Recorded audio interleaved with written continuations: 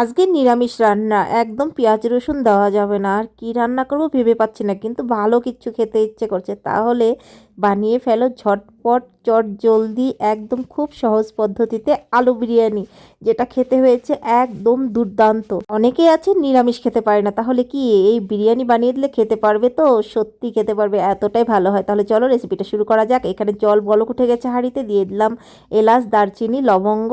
চালটা ছাড়ার আগে দিয়ে দিলাম নুন, তারপর দিয়ে দিলাম কিন্তু চাল। আর ভাতের চালটা কিন্তু আমি আধা ঘন্টার মতো ভিজিয়ে রেখেছিলাম। আর এখানে আদা, কাঁচা লঙ্কা, তার সঙ্গে টক দই দিয়ে একটা পেস্ট তৈরি করে নেব। কাঁচা লঙ্কা আদাটা আলাদা করে পেস্ট করলে হতো, কিন্তু মিক্সিতে একটুখানি ভালো করে পেস্ট হবে না, তাই জন্য টক দই দিয়ে পেস্ট করলাম। সুন্দর একটা মিহি পেস্ট তৈরি হয়ে গেল।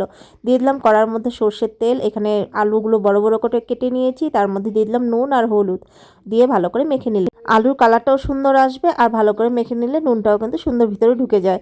তো দেখো সুন্দর করে আলুগুলো কিন্তু মেখে নিলাম। আর এখন তেলটাও গরম হয়ে গেছে। এখন তেলের মধ্যে দিয়ে দেবো আলুগুলোকে, আর আলুগুলোকে একটু নাড়াচাড়া করেই দিয়ে দেবো একটুখানি ঢাকা। হালকা যতটুকু সিদ্ধ হয়ে হতে থাক, ভাজাও হতে থাকবে। তার সঙ্গে এখানে ভাতটা দেখছি হচ্ছে নাকি। তো ভাতটা দেখো আমার কিন্তু 80% হয়ে গেছে, মানে আমার ভাতটা হয়ে গেছে। এখন নামিয়ে নিব। ভাতটা যখন আঙুলে চেটকে নেবে তখন কিন্তু বুঝতে পারবে হালকা একটুখানি দানা একটা বাজছে। তো তখনই কিন্তু ভাতটা নামিয়ে নেবে, যেহেতু বিরিয়ানির ভাত। তো ওই পেস্টটার মধ্যে বিরিয়ানি মশলা আমি একটু বেশি করে দিয়ে দিলাম লঙ্কার গুঁড়ো পরিমাণ মতো, আর দিয়ে দেবো 1 চামচের মতো জিরে গুঁড়ো। বাস এখন আমি এইটাকে ভালো করে মিক্সড করে নেব। পেঁয়াজ রসুন ছাড়া যে নিরামিষ বিরিয়ানি এতটাই স্বাদ হয়, না খেলে বুঝতে পারবে না, এতটাই ভালো হয়। তারপর আলুটা মাঝখানে একবার আমি উল্টিয়ে দিয়েছিলাম, দেখো একটা সাইড কিন্তু ভালো ভাজা হয়ে গেছে লাল লাল করে, আর একটা সাইড ভেজে নিচ্ছি। আর ঢাকাও দিয়ে রেখেছিলাম, গ্যাসের আঁচটা কম করে আলুটা ভাজছিলাম। তো আলুটাকে সাইড করে দিলাম। আর এখানে নিয়ে নিয়েছি স্টারনিস, তার সঙ্গে এলাচ আর লবঙ্গ, দারচিনি। তো দিয়ে দিলাম তেজপাতা একটুখানি। এগুলো গরম মশলাগুলোকে একটু হালকা নাড়াচাড়া করেই দিয়ে দেবো যে মশলাটা আমি গুলিয়ে রেখেছি, সেই মশলাটাকে দিয়ে দেবো। এখন মশলা শুদ্ধ আলু শুদ্ধ সমস্তটাকে একসঙ্গে সুন্দর করে কষিয়ে নেব, আলুর ভিতরে যাতে মশলাটাও ঢুকে যায়। তো এইভাবে কষালে কিন্তু একদম সুন্দর আলুটা খেতেও ভালো লাগে। কাঠিটার মধ্যে যে মশলাটা লেগেছিল সেটার মধ্যে একটু জল দিয়ে সেই জলটাও দিয়ে দিলাম। এটার মধ্যে একটু বেশি করে নুন দিয়ে দেবো, তোমরা তোমাদের আইডিয়া মতো দিয়ে দেবে। আমি এইভাবে দিলাম যাতে একদম বিরিয়ানিটা পারফেক্ট নুন হয়। তো রান্না করতে করতে এরকম অভ্যাস হয়ে গেছে, নুনটা একদম দেই যতটুকু একদম পারফেক্ট হয়ে যায়। যাই হোক, দিয়ে দিলাম একটুখানি চিনি, কারণ বিরিয়ানি যেহেতু একটু চিনি তো দিতেই হবে। তারপর এখন সমস্তটা নাড়াচাড়া করে গ্যাসের আঁচটা কম করে দিয়ে দেবো ঢাকা। আলুটাও সেদ্ধ হবে, আর সেখানে মশলাটাও কিন্তু সুন্দর কষে যাবে। তো কিছুক্ষণ পর আমি কিন্তু ঢাকনাটা তুলে নিলাম। তো দেখো মশলাটা কিন্তু সুন্দর কষে গেছে। আর কষে গেছে কেমন করে বুঝবে, যারা জানো না তাদের জন্য বলছি, দেখো তেলটা কিন্তু উপরে ভেসে উঠেছে, মানে মশলাটা কষানো হয়ে গেছে। আর মশলাটা কষলেই কিন্তু রান্নাটাও অনেকটাই স্বাদ হয়। দিয়ে দিলাম পরিমাণ মতো জল, মানে একটু বেশি করে জল দিলাম, যেহেতু আলুগুলো বড় বড় করে দিয়েছি। যেহেতু বিরিয়ানির আলু একটু বড় না দিলে ভালো লাগবে না। তারপর কিন্তু ঢাকা দিয়ে দিলাম। আলুটা এখন সেদ্ধ একদম পুরোপুরি হয়ে গেছে, আর যতটুকু বাকি আছে সেটা ভাপে হয়ে যাবে। তো ঝোলটা কিন্তু আমি এরকম গাঢ়া রেখেছি, মানে বেশি কিন্তু একদম পাতলা করিনি, বেশি ঘনও করিনি। বাস এখন গ্যাস আঁচটা কম করে দিয়ে এটার উপর দিয়ে এখন ভাত দিয়ে সাজিয়ে দেব। বাড়িতে কোনো গেস্ট আসলে এই রেসিপিটা করে কিন্তু অনায়াসে খাওয়াতে পারো। একদম নিরামিষ বিরিয়ানি, নিরামিষ দিনে কেউ আসলে কোনো চিন্তাই নেই। এত সিম্পল একটা রেসিপি করে যদি সবাইকে খাওয়াও, মানে সবাই হাত চেটে পুটে খেয়ে নেবে।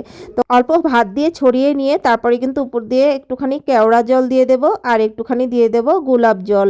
তো দুটাই কিন্তু আমি দিয়ে দিলাম। দেওয়ার পর এটার উপর দিয়ে কিন্তু আমি আবারও ভাত দেব। তো দেখো আবারও একটু এটার উপর দিয়ে ভাত দিয়ে দিলাম, যতটুকু ভাত বাকি আছে এটার উপর দিয়ে আমি এখন দিয়ে দেবো। নিরামিষ দিনে যদি এত সিম্পল সুন্দর নিরামিষ রান্না থাকে, তাহলে মনেই হবে না নিরামিষ দিনে নিরামিষ খাচ্ছি, এতটা স্বাদ হয় এই বিরিয়ানি।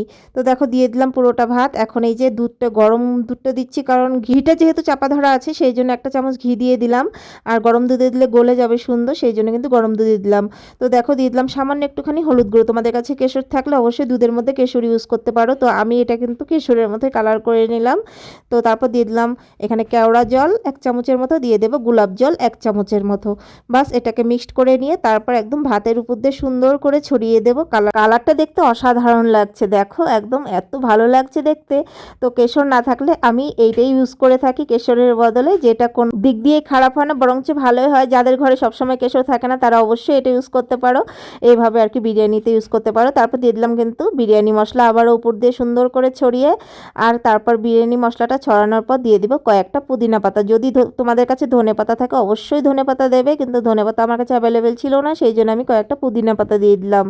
বাস এখন আমি গ্যাসের আঁচটাকে একদম কম করে দিয়ে তারপর কিন্তু এটাকে ঢাকা দিয়ে আমি 10 মিনিটের জন্য হতে দেব। অবশ্যই লক্ষ্য রাখবে যাতে নিচে না লেগে যায়, যদি নিচে পড়ে যায় সেটা তো আর খেতে ভালো লাগবে না, সেই জন্য লক্ষ্য করতে হবে। আর আমি কাঁচা লঙ্কাটা দিতে ভুলে গেছিলাম, সরি, সেই জন্য আমি এটা কিন্তু পরে দিয়ে দিয়েছিলাম। তো 10 মিনিট হয়ে গেছে, গ্যাসটাকে এখন বন্ধ করে দিলাম। আর আরও 10 মিনিট কিন্তু এটা এইভাবেই থাকবে। তারপর 10 মিনিট পর তুলে নিলাম। তো দেখো বিরিয়ানি, উফ, জাস্ট অসাধারণ হয়েছে, দেখতে শুধু না, খেতেও অসাধারণ হয়েছিল। নিরামিষ বিরিয়ানি যে এতটা সুস্বাদু হয়, না খেলে বুঝতে পারবে না। তোমরা কিন্তু অবশ্যই নিরামিষ দিনে এই রেসিপিটা একবার ট্রাই করো, না হলে কিন্তু পস্তাতে হবে।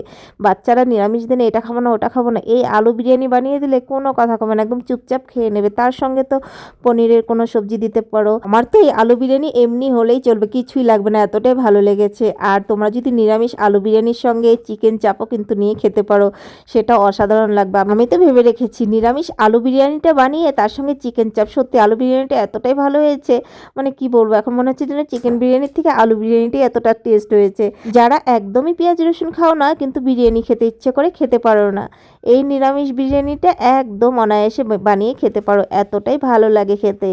বুঝতেই পারবে না নিরামিষ খাচ্ছ না আমিষ খাচ্ছ, এতটাই স্বাদ হয়। তাহলে একবার সবাই বাড়িতে ট্রাই করে দেখো, আর কেমন হয়েছে কমেন্টে আমাকে অবশ্যই জানিও। তোমাদের একটা লাইক আর একটা কমেন্ট আমাকে আরও উৎসাহ করে তুলবে ছোট ছোট সিম্পল সিম্পল সুন্দর সুন্দর রেসিপিগুলো তোমাদের সঙ্গে শেয়ার করার জন্য।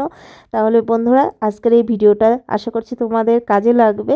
আজকের মতো এখানে ভিডিওটা শেষ করছি। ভিডিওটা ছেড়ে যাওয়ার আগে প্লিজ সবাই একটা করে লাইক করে দিও। তো আমার হাজব্যান্ড অফিস থেকে এসে খেয়ে বলছে সত্যি নিরামিষ কিন্তু এতটাই স্বাদ হয়েছে বিরিয়ানিটা।